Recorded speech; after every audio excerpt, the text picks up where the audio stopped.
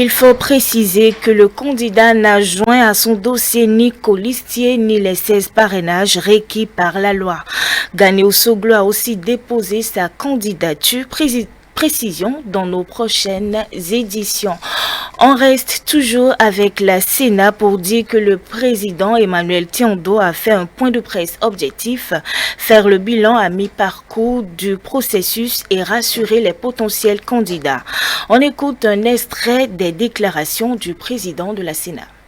Dans le cadre de la préparation de l'élection présidentielle du 11 avril 2021, et en application des dispositions de la loi, la Sénat a procédé du 12 au 31 janvier 2021 à la délivrance des formulaires de parrainage aux élus, que sont les députés et les maires.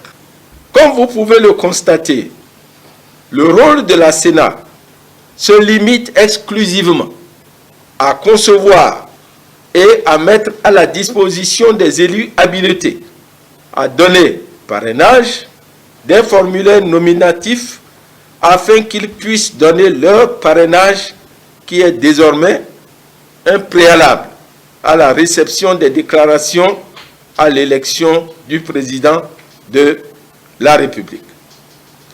En effet, selon les dispositions du 8e tiret de l'article 132 du Code électoral, la recevabilité des dossiers de candidature est subordonnée à la présentation de 16 formulaires nominatifs au moins au nombre des pièces exigées. C'est en application de ces dispositions constitutionnelles et légales que la Sénat a pris toutes les mesures appropriées pour délivrer aux potentiels parrains leur formulaire nominatif de parrainage, à charge pour eux de le remettre aux candidats de leur choix sans implication de la Sénat.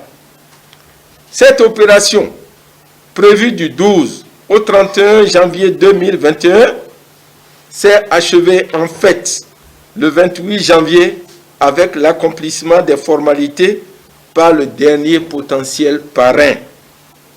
Ainsi, au terme de cette opération, la Sénat voudrait annoncer officiellement que pour le compte de l'élection présidentielle du 11 avril 2021, elle a délivré 159 formulaires nominatifs de parrainage sur les 159 attendus, soit 82 députés et 77 maires. Je voudrais rassurer tous nos compatriotes et l'ensemble des acteurs impliqués dans le processus électoral que nous avons pris un maximum de précautions pour sécuriser le document de parrainage afin d'éviter toute manipulation ou double emploi. Au terme de ce processus, je voudrais exprimer mes félicitations à tous les commissaires ainsi qu'à tous les cadres de la Sénat pour leur disponibilité dans le bon déroulement de cette opération.